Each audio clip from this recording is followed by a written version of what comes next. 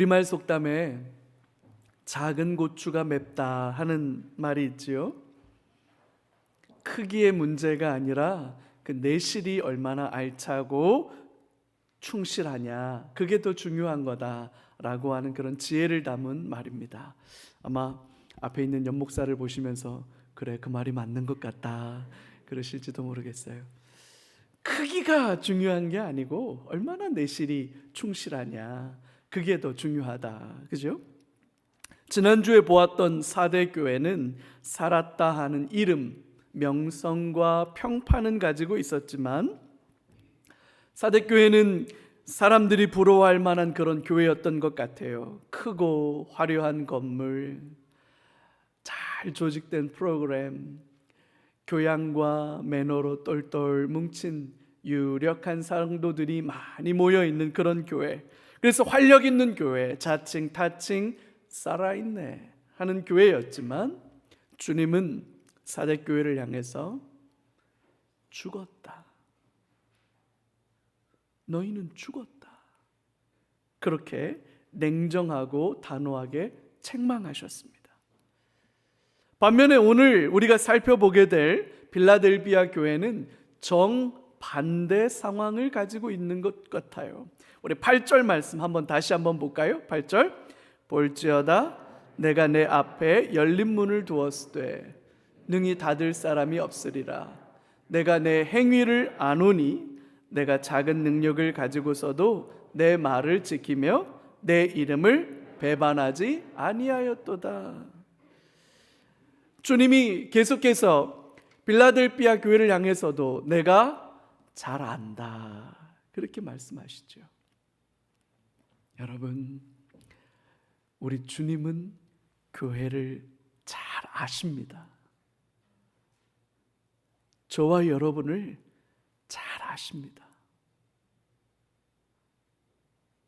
숨길 수 없는, 포장할 수 없는 그 맨 모습을 우리 주님은 너무나도 잘 아세요. 왜냐하면 7 금초대 사이를 날마다 다니시기 때문에 당신의 교회를 잘 아시는 거예요. 빌라델비아 교회는 작은 능력을 가지고서도 주님의 말씀을 지켰고 주님의 이름을 배반하지 않았다, 그렇게 말씀하셨어요. 작은 능력을 가지고서도 이렇게 말씀하신 것으로 보아서 빌라델비아 교회가 처한 상황과 형편과 처지가 어땠는지를 가늠해 볼 수 있죠. 빌라델비아 교회는 사대교회와는 달리 작고 초라한 교회였던 것으로 보여요. 적은 성도들의 숫자가 모이는 그런 교회로 보여요. 제가 전에 사역했던 교회가 우리나라에서 꽤 크고 유명한 교회였습니다. 그래서 제가 그 교회를 섬길 때 새가족을 담당해서 섬겼던 적이 있어요. 새가족 사역을 섬기는데 여러분, 1년 동안 새가족이 한 4,000명 와요. 대단하죠? 근데 그 성도들, 이제 새가족들이 와서 이렇게 면담을 해보면 어떻게 오셨어요? 그러면 전에 교회를 다니다가 오신 분도 있고 아니면 처음 예수님 만나는 분들도 있고 새롭게 교회 신앙생활 하시는 분들도 있는데 전에 다른 교회를 다니다가 오셨다는 분들에게 여쭤봐요. 어디 교회 다니다 오셨어요? 그러면 이분들이 뭐라고 말씀하시는지 알아요? 그냥 동네 교회 다니다 왔어요, 이렇게 얘기해요. 대부분의 성도들이 다 그렇게 얘기해요. 어디 교회 다니다 오셨어요? 그러면 그냥 동네 교회 다니다 왔어요. 그 교회 이름이 동네 교회가 아닙니다. 제가 그때 알았어요. 성도들은 교회를 이렇게 구분하는구나. 이름만 들어도 유명한 교회, 큰 교회, 그런 교회는 이름으로 얘기해요. 근데 그렇지 않으면 성도들이 뭐라고 말하냐면 나는 동네 교회 다니다 왔습니다, 그렇게 말해요. 이름을 말하지 않아요. 작은 교회입니다. 초라한 교회입니다. 성도들이 많지 않은 교회입니다. 부족한 교회입니다. 그런 말이 그 속에 동네교회란 말에 담겨져 있는 거죠. 그래서 성도들이 동네교회 다니다 왔다 하라고 하면 그 말 속에는 당신이 신앙생활했던 예전 교회에 대한 자부심도 없고 기대도 없고 소망도 없는 거예요. 여러분, 그렇지 않아요. 크고 화려한 교회, 유명한 교회, 사람들로 북적거리는 교회, 유명한 사람들이 다니는 교회, 그래서 이름만 대도 어디 가서 으쓱할 수 있을 것 같은 그런 교회 다닌다고 해서 여러분, 그게 곧 그 사람의 신앙을 이야기해 주는 거 아닙니다. 반대로 여러분, 동네 교회, 말 좋아요. 동네 교회, 작은 교회, 초라한 교회, 유명할 거 하나도 없고 내놓고 자랑할 만한 거 아무것도 없는 교회, 사람도 몇 명 안 돼서 어디다 이름 내놔도 아무도 몰라주는 그런 교회에 다녔다고 해서 여러분, 그게 내 믿음이, 주를 향한 내 사랑과 내 열정이 작고 초라하다는 것을 의미하는 게 결코 아니에요. 여러분, 그렇게 보면 안 됩니다. 오늘 빌라델피아 교회는 작은 교회였어요. 연약한 교회였습니다. 성도들이 많지 않은 교회였어요. 그럼에도 불구하고 우리 주님은 빌라델피아 교회를 얼마나 귀하게 여기시고 얼마나 존귀하게 여겨주시는지 모릅니다. 왜냐하면 그들은 믿음을 끝까지 지켰고 말씀을 붙들었고 주님의 이름을 배반하지 않았기 때문이에요. 여러분, 크기가 중요한 게 아니에요. 화려함이 중요한 게 아닙니다. 믿음을 지키느냐, 말씀을 붙들었느냐, 하나님을 향한 사랑과 열정을 가졌느냐, 여러분, 그게 중요한 거예요. 우리 주님이 보고 싶은 건 그거지. 화려하고 크고 조직된 교회, 여러분, 그걸 보고 싶은 게 아닌 거예요. 우리 주님이 바라고 원하시는 교회가 바로 빌라델피아 교회예요. 얼마나 귀하고 소중하게 여겨주시는지 모릅니다. 저는 우리 교회가 이 빌라델피아 교회 같은 교회가 되기를 소망합니다. 사이즈의 문제가 아니에요. 주의 말씀을 붙들고 있느냐, 주님의 이름을 배반하지 않느냐, 얼마나 뜨겁고 진지하게 하나님을 사랑하느냐, 그 문제인 거예요. 빌라델피아 교회가 그 믿음을 붙들고 있는 것 때문에 주님이 너무나도 기쁘고 즐거워서, 여러분, 오늘 이 소아시아 7교회에게 주는 메시지 중에 빌라델피아는 참 특별해요. 그래서 이 빌라델피아 이름을 딴 교회들도 많죠. 서머나 교회, 빌라델피아 교회. 이 교회를 향한 이 메시지 내용 전부가 여러분, 빌라델피아 교회를 향한 주님의 축복이에요. 신실한 주님의 사랑을 확인시켜주는 내용이 7절부터 13절까지가 다 그 내용이에요. 책망이 나오지 않아요. 나는 우리 교회가 이런 건강한 교회로, 그런 아름다운 교회로 세워지기를 바라고, 그 건강한 교회를 향한 주님이 얼마나 아름다운 축복을 나누어 주시는지를 오늘 이 시간에 같이 한번 여러분들과 살펴보려고 합니다. 첫 번째는요, 빌라델피아 교회 앞에 우리 주님이 열린 문을 두었다. 열린 문의 은혜를 말씀하고 있습니다. 여러분, 주님이 열어놓은 이 문은 누구도 닫을 사람이 없습니다. 할렐루야. 예수님이 열었기 때문에 누구도 닫을 수가 없는 거예요. 교회의 주인은 예수 그리스도이십니다. 교회의 머리는 예수 그리스도이십니다. 여러분, 누구도 이 자리를 대신할 수 없어요. 그래서 여러분, 교회가 이 땅의 유일한 소망이 되는 겁니다. 여러분, 대통령이 새롭게 선출되셨어요. 우리는 새롭게 선출된 지금 대통령을 위해서 기도하는 것도 마땅하고요. 여러분 1번이든 2번이든 3번, 4번 뭐 어떤 번호를 찍으셨더라도 여러분 우리는 현직 대통령을 위해서 기도해 주는 게 성도의 마땅한 거예요. 새로 선출된 대통령이 잘 그 일을 감당할 수 있도록 기도해 주는 게 여러분 마땅한 거예요. 근데 여러분 대통령이 바뀌었다고 세상이 바뀔까요? 바뀌겠죠. 바뀔 겁니다. 여러분 그래서 세상의 소망이 될까요? 아니요.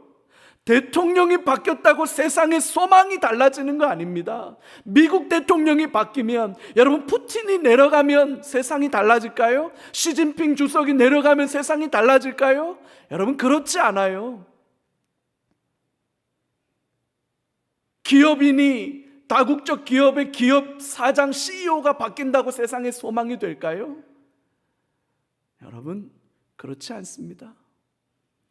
예수님이 교회의 머리가 되시고 예수님만이 교회의 주인이시기 때문에 교회만이 세상의 소망이 될 수 있는 거예요.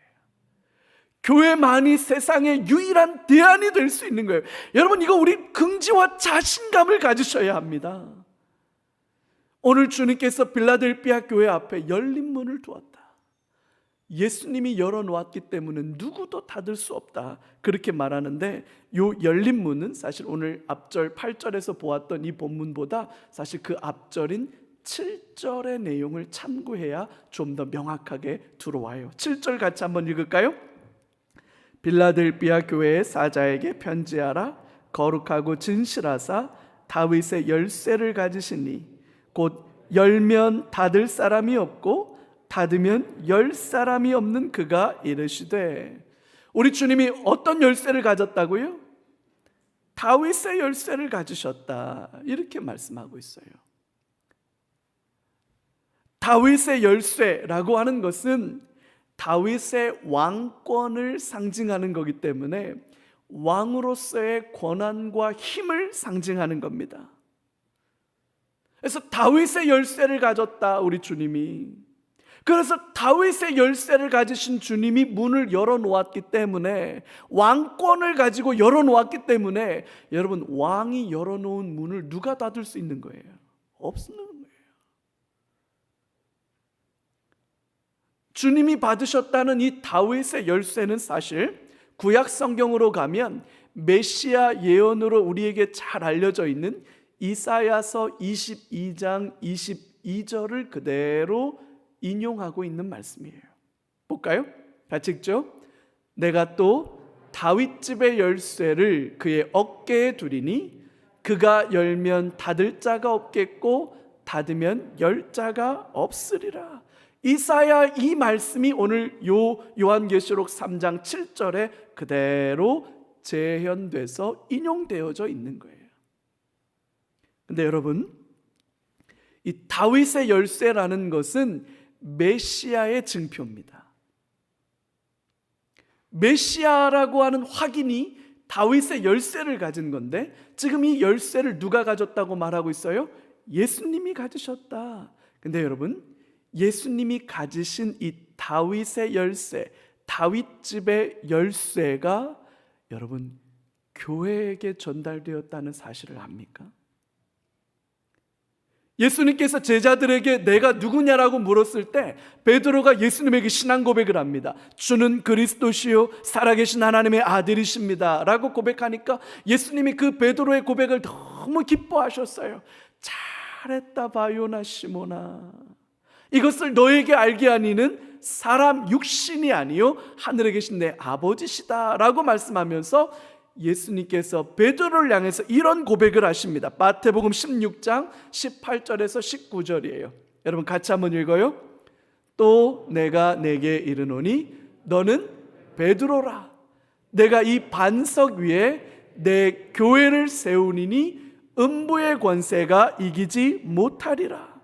내가 천국 열쇠를 내게 주리니 내가 땅에서 무엇이든지 매면 하늘에서도 매일 것이요 내가 땅에서 무엇이든지 풀면 하늘에서도 풀리리라. 자, 주님이 베드로에게 뭘 주시겠다고 말해요? 천국 열쇠, 다윗 집의 열쇠, 다윗의 열쇠. 그리고 이 마태복음에서는 그걸 천국 열쇠라고 말해요. 그걸 누구에게 주겠다고요? 베드로에게 주겠다고 그래요. 이걸 로마 카톨릭은 베드로 개인에게 주었다, 그래서 교황에게 열쇠를 주었다, 이렇게 해석하지만 성경 전체적으로 봤을 때 이것은 베드로 개인을 가리키는 것이 아니라 베드로의 신앙 고백 위에 세워진 교회에게 주어진 열쇠라고 보는 게 맞습니다. 교회가 이 열쇠를 가진 거예요. 그래서 교회가 열면 하늘에서도 열리는 거고요, 교회가 이 땅에서 닫으면 하늘에서도 닫히는 거예요. 교회가 이 놀라운 영적 권세를 가졌다는 거죠. 여러분, 빌라델비아 교회 앞에 열린 문을 두었다. 문을 왜 열어두었을까요? 문이 열려 있기 때문에 안에 있는 사람들이 밖으로 나갈 수 있는 거죠. 교회 안에 있던 사람들이 밖으로 나가요. 왜 나갑니까? 복음 전하러 나가는 거죠. 세상 섬기러 나가는 거죠. 예수 그리스도의 증인 되어서 나가는 거죠. 그죠? 열려 있기 때문에 나가 있던 사람들이 들어오는 거죠. 왜 들어옵니까? 예수님 만나러 들어오는 겁니다. 예수의 복음을 붙들고 생명이 살아났기 때문에 이 빌라델비아 교회로 몰려드는 거예요. 여러분, 그것을 우리는 구원이라고 말하는 거겠죠. 열린 문을 통해서 수없이 많은 사람들이 구원을 얻게 될 줄로 믿습니다. 삶의 만족과 본질적인 행복을 누리게 될 것입니다. 여러분, 우리가 꿈꾸는 건강한 교회의 모습이 바로 이런 모습이지요. 앞으로 우리 교회는 전도하는 교회가 될 것입니다. 날마다 생명이 잉태되고 그 생명이 태어나고 살아나는 교회가 될 것입니다. 저는 이런 교회가 되기를 꿈꾸고 소망합니다. 우리 교회에 수많은 사람들이 우리 교회로 들어와서 우리 교회를 통해서 예수의 복음을 만나게 되는 역사가 일어나게 될 줄로 확신합니다. 그래서 살아나게 될 것입니다. 삶의 소망을 갖게 될 것입니다. 삶의 기대를 갖게 될 것입니다. 여러분, 그러면 교회는 세상의 소망이 되는 거예요. 세상의 유일한 소망과 여러분 기대가 될 수 있는 거죠. 빌라델비아 교회 앞에 하나님께서 열린 문을 놓으셨어요.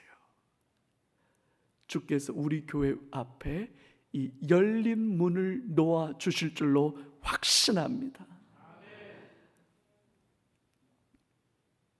누구도 닫을 수 없는 문이에요.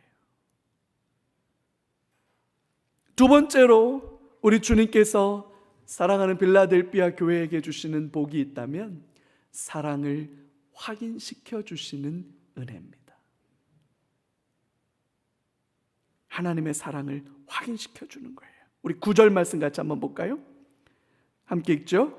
보라, 사탄의 회당 곧 자칭 유대인이라 하나 그렇지 아니하고 거짓말하는 자들 중에서 몇을 내게 주어 그들로 와서 내 발 앞에 절하게 하고 내가 너를 사랑하는 줄을 알게 하리라.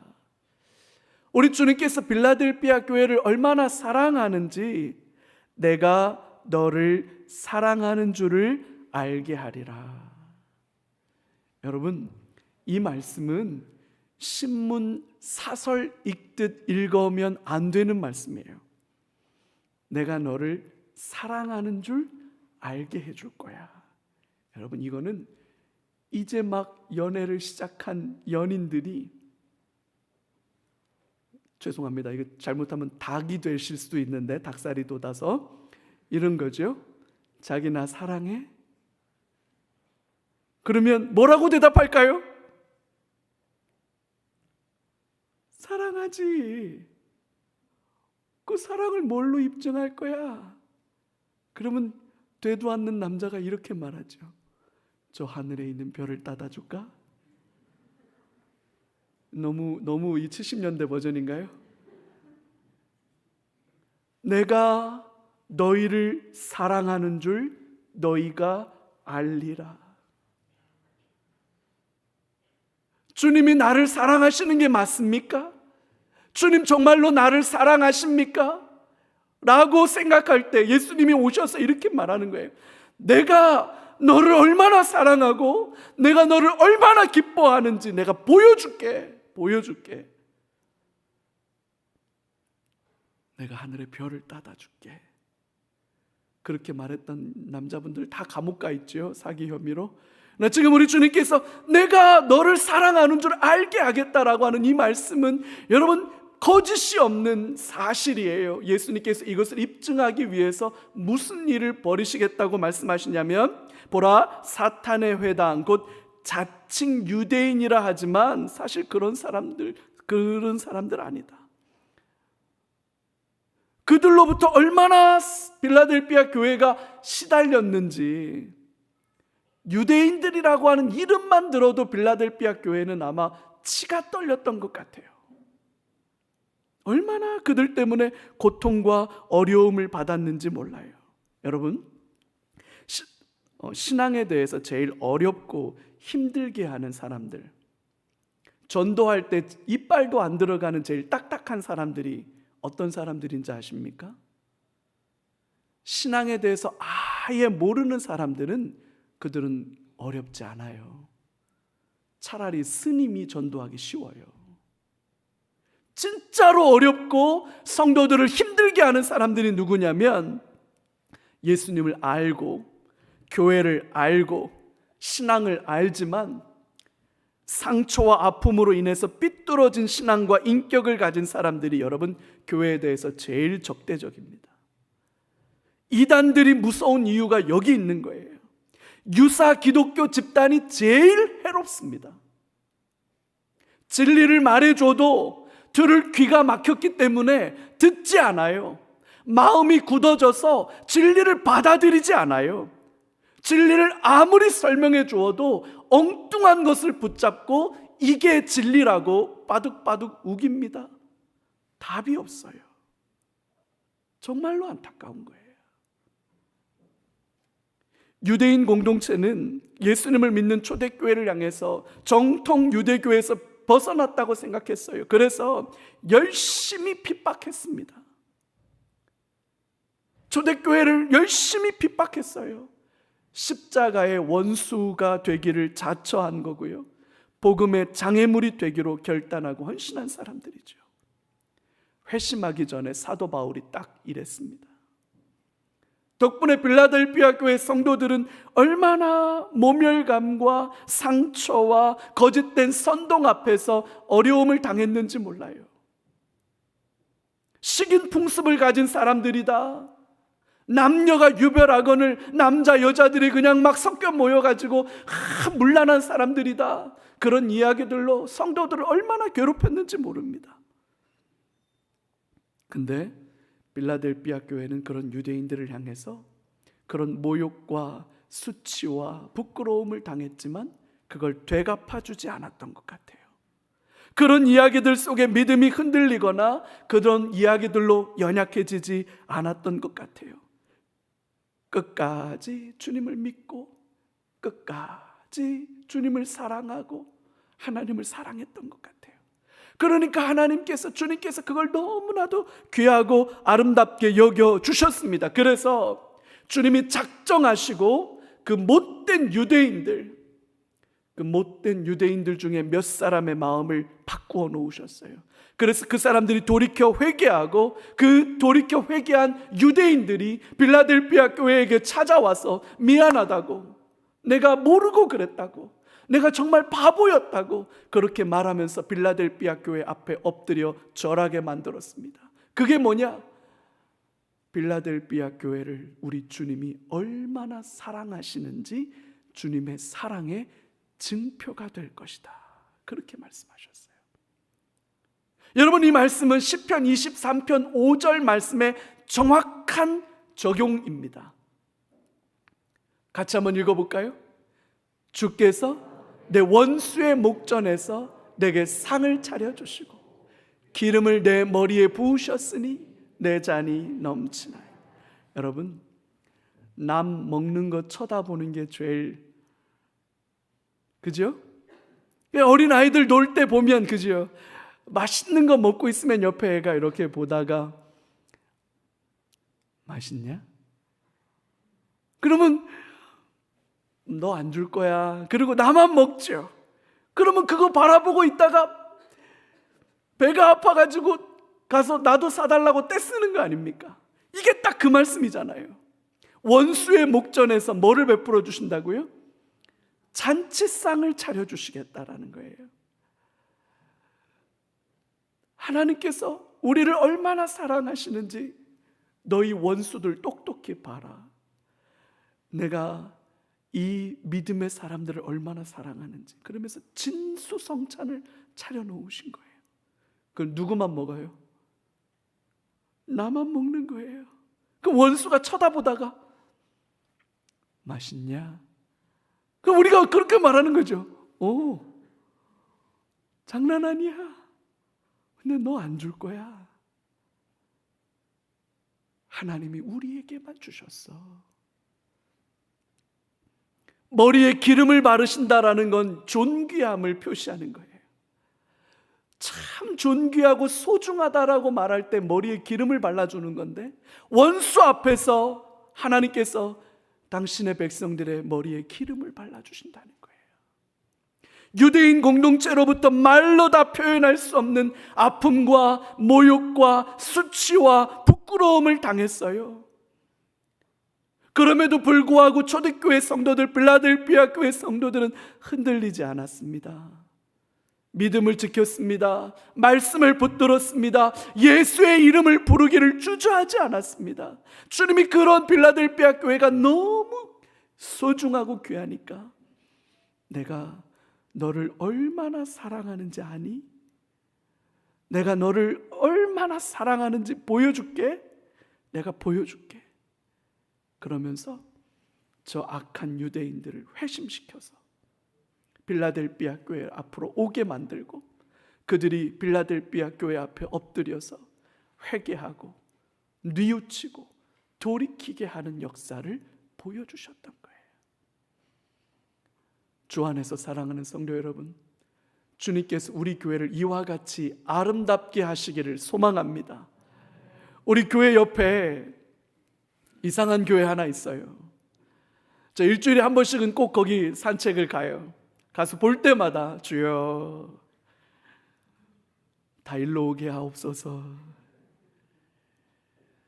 여러분, 2단이어도 상관없어요. 3단이어도 상관없어요. 1.5단이어도 상관없어요. 진리 앞에 돌아오게 될 것입니다. 할렐루야. 하나님이 우리 교회를 기뻐하시고 이 교회에 복음이 있고 진리가 있으면 돌아옵니다. 그것이 이 교회를 사랑하시는 주님의 사랑의 증표가 될 겁니다. 그런 은혜가 우리 안에 있기를 소망합니다. 세 번째로 우리 주님께서 빌라델피아 교회를 향해서 이런 약속을 해주십니다. 시험의 때를 면하게 해주겠다.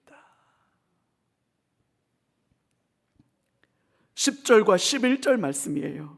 같이 한번 읽어볼까요? 내가 나의 인내의 말씀을 지켰은즉 즉 너를 지켜 시험의 때를 면하게 하리니 이는 장차 온 세상에 임하여 땅에 거하는 자들을 시험할 때라. 내가 속히 오리니 내가 가진 것을 굳게 잡아 아무도 내 면류관을 빼앗지 못하게 하라. 아멘. 빌라델피아 교회 성도들이 주님의 말씀을 신실하게 붙들고 있다는 사실을 다시 한번 확인해 주시면서 그 성도들을 시험의 때를 면하게 하시겠다, 그렇게 말씀하십니다. 이 시험의 때라고 하는 것은 사단의 권세로 온 세상이 받게 될 어려움, 환난과 핍박을 말하는 거고요. 요한계시록은 이것이 앞으로 펼쳐질 역사다 이렇게 말하고 있고요.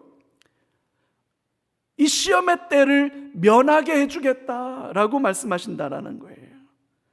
시험의 때를 면하게 해주신다는 말이 구체적으로 무슨 의미일까?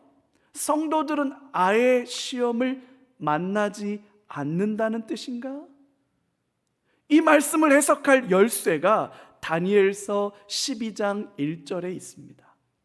같이 한번 읽어볼까요? 그때에 내 민족을 호위하는 큰 군주 미가엘이 일어날 것이요 또 환란이 있으리니 이는 개국 이래로 그때까지 없던 환란일 것이며 그때에 내 백성 중에 책에 기록된 모든 자가 구원을 받을 것이라. 아멘. 다니엘서는 앞부분은 다니엘의 이야기지만 뒷부분은 다니엘이 본 환상의 이야기예요. 앞으로 되어질 역사에 대한 기대와 전망을 가지고 있지요. 이 다니엘서 12장 1절의 말씀이 오늘 빌라델비아 교회에게 약속된 하나님의 약속의 모태지요. 환난 날이 다가오고 있습니다. 우리가 지난주에 살펴보았던 것처럼 생명책에 기록된 사람들은 환난 중에도 구원을 받을 것입니다. 왜냐하면 큰 군주 미가엘이 성도들을 도울 것이기 때문입니다. 요한계시록 전체를 보면 성도들도 시험의 때를 만납니다. 모든 사람들과 동일하게 시험의 때를 만나지만 옛 뱀이라고도 표시되고 용이라고도 표시되고 바다에서 올라온 짐승이라고도 묘사되고 있는 그 사탄의 권세 앞에 절하거나 넘어지지 않습니다. 왜? 하나님께서 생명책에 기록된 당신의 백성들을 지켜 보호해 줄 것이기 때문입니다. 정리해 보면 이렇습니다. 성도들도 시험의 때, 환난의 때를 만날 수 있습니다. 내가 사망의 음침한 골짜기로 다닐지라도 해를 두려워하지 않는 이유 뭡니까? 주께서 나와 함께 하시기 때문에. 할렐루야. 주의 지팡이와 막대기가 나를 보호해 주시고 안위해 주실 것이기 때문에 그렇습니다. 뿐만 아니라 시험을 당할 즈음에 피할 길을 내시겠다. 감당할 시험 밖에는 허락하지 않으시겠다고 약속하셨습니다. 뿐만 아니라 오늘 11절에 보면 내가 속히 오리니. 왜 이렇게 서두르시는 겁니까? 우리 주님이 왜 이렇게 서두는 걸까요? 환난과 핍박으로 시험을 당하는 동안 당신의 사랑하는 성도들이 넘어지거나 포기하지 않도록 조금만 더 버텨라, 조금만 더 견뎌라, 내가 금방 간다, 그렇게 말씀해 주시는 거잖아요. 그래서 성도는 오늘을 살아낼 수 있는 거지요. 오늘을 견딜 수 있는 거지요.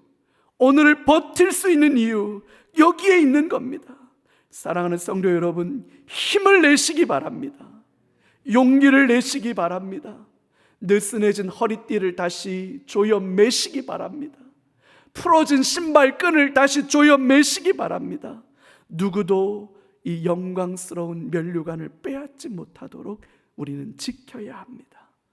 주께서 환난의 때를 면하게 해주실 줄로 믿습니다. 코로나 지나갑니다. 경제적인 어려움 지나갑니다. 우리를 둘러싼 수많은 어려움 지나갑니다. 왜요? 하나님이 이 환난의 때를 면하게 해주실 것이기 때문입니다. 그 은혜가 저와 여러분들에게 넘쳐나기를 바라요. 마지막으로 우리 주님께서 빌라델비아 교회 성도들에게 주시는 은혜와 복이 있습니다. 성전의 기둥이 되게 하시겠다, 그렇게 말씀하셔요. 모든 일에 믿음을 지키고 예수님의 이름을 든든히 붙잡는 자들에게 우리 주님은 하나님의 성전의 기둥이 되게 하시겠다, 그렇게 말씀하셔요. 12절이에요. 같이 한번 읽죠. 이기는 자는 내 하나님 성전의 기둥이 되게 하리니 그가 결코 다시 나가지 아니하리라. 내가 하나님의 이름과 하나님의 성 곧 하늘에서 내 하나님께로부터 내려오는 새 예루살렘의 이름과 나의 새 이름을 그의 위에 기록하리라. 끝까지 이기는 자를 하나님의 성전의 기둥이 되게 하시겠다고 약속하셔요. 기둥은 건물에서 제일 중요한 거죠. 하중을 바쳐야 되니까. 기둥이 되게 하시겠다. 저와 여러분들을 하나님 나라의 가장 중요한 사람이 되게 하시겠다. 가장 요긴한 사람이 되게 하시겠다, 그렇게 말씀하시는 거예요. 여러분, 교회에 기둥과 같은 사람이 있습니다.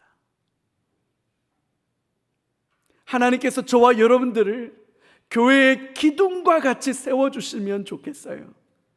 근데 여러분, 이 기둥과 같이 세워주시는 은혜가 꼭 직분을 가리키는 건 아닐지도 몰라요. 신앙의 경륜과 연륜을 가리키는 말이 아닐 수도 있어요. 사회적으로 유력하고 힘이 있고 꽤 의쓰될 만한 뭐가 있는 사람들, 그런 사람들을 가리키는 것이 아닐 수도 있어요.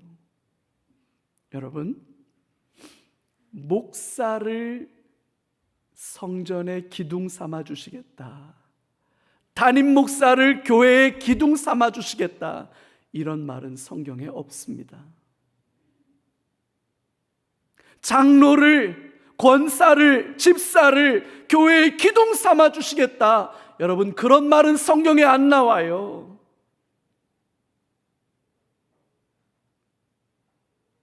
하나님을 사랑하는 자, 그 주의 말씀을 붙드는 자, 끝까지 주의 이름을 의지하는 자, 그를 성전의 기둥 되게 하시겠다, 그렇게 얘기하고 있을 뿐이에요.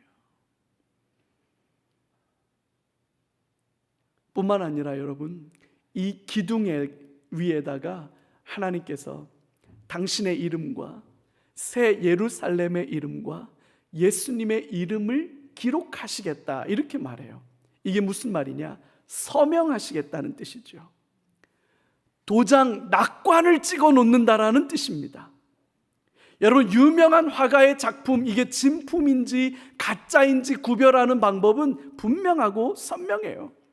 서명을 보면 압니다. 서명을 보면 작가의 서명이 있으면 진품인 거예요. 작가의 서명이 없으면 가짜일 수 있는 겁니다. 도장, 낙관이 딱 찍혔으면 진품인 거죠. 여러분, 작가가 언제 작품에다가 서명을 하고 언제 도장을 찍는지 아십니까?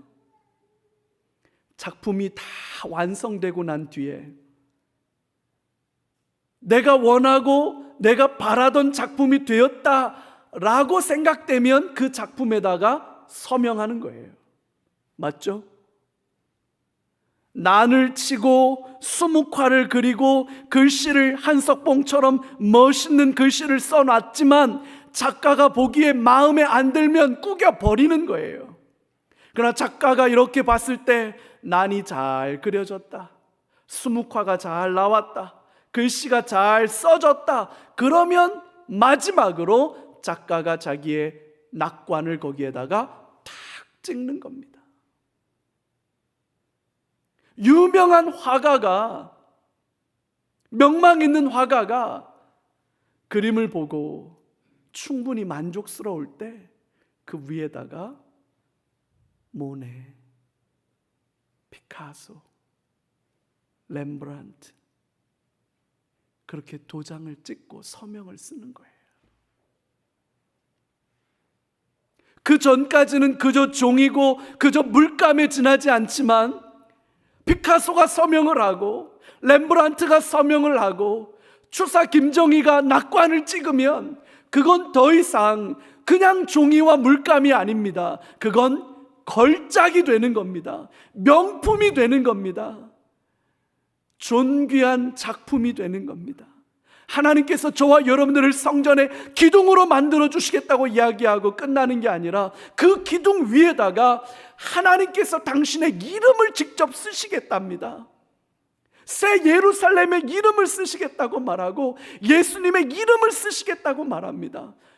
평범한 저와 여러분들의 인생을 늘 우리는 초라하다고 말하고, 우리는 늘 연약하다고 말하고, 우리는 내세울 게 없어서 그저 동네 교회라고 말하는 우리를 향해서 믿음을 지키고 주의 약속의 말씀을 붙들고 하나님을 사랑하고 그 하나님을 섬기는 그 신실한 믿음의 길을 걸어가는 저희들을 성전의 기둥으로 삼아주시고, 그것도 모자라서 친히 당신의 서명을 그 위에 남기시는 겁니다.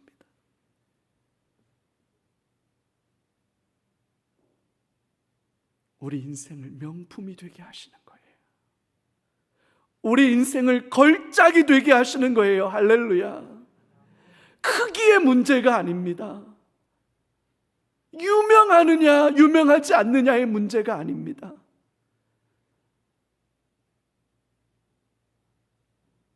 주님을 사랑하느냐의 문제입니다.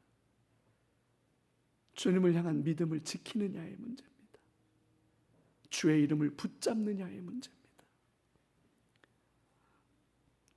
작고 연약한 교회였지만 빌라델비아 교회는 주님을 향한 온전한 믿음을 지켰습니다. 우리 주님은 빌라델비아 교회 앞에 그 누구도 닫을 수 없는 열린 문을 두겠다 약속하셨습니다. 하나님께서 얼마나 사랑하는지 복음의 원수로 살아가고 있는 유대인들, 그 완고한 유대인들을 회심시켜서 그들이 돌아오게 하고, 그것을 통해서 하나님이 얼마나 사랑하시는지를 확인시켜 주겠다고 말씀하십니다. 시험의 때를 면하게 하시겠다고 말합니다. 시험을 만나도 넉넉하게 감당하고 피할 길을 내시고 시험 기간을 단축시켜서 우리를 붙들어 주시겠다고 말합니다. 성전의 기둥이 되겠다고 말씀하시고 우리 위에 당신의 영광스러운 이름을 새겨 놓아서 우리의 삶을 명품 인생이 되게 하시겠다고 그렇게 말씀하십니다. 빌라델비아 교회에게 약속한 이 은혜와 복이 우리 교회 위에 동일하게 임하게 될 줄로 믿습니다. 주 안에서 사랑하는 성도 여러분, 우리 교회에 없는 것, 부족한 것 때문에 낙심하지 마시고 하나님께서 주신 은혜를 사모하며 믿음을 지켜가는 저와 여러분들 되시기를 주님의 이름으로 축복해요. 마지막으로 바울 사도가 빌립보서 4장 12절과 13절에 고백해 놓은 내용을 함께 선포하고 오늘 설교를 마치려고 합니다. 같이 한번 읽을까요? 나는 비천에 처할 줄도 알고 풍부에 처할 줄도 알아. 모든 일 곧 배부름과 배고픔과 풍부와 궁핍에 내게 능력 주시는 자 안에서 내가 모든 것을, 할렐루야.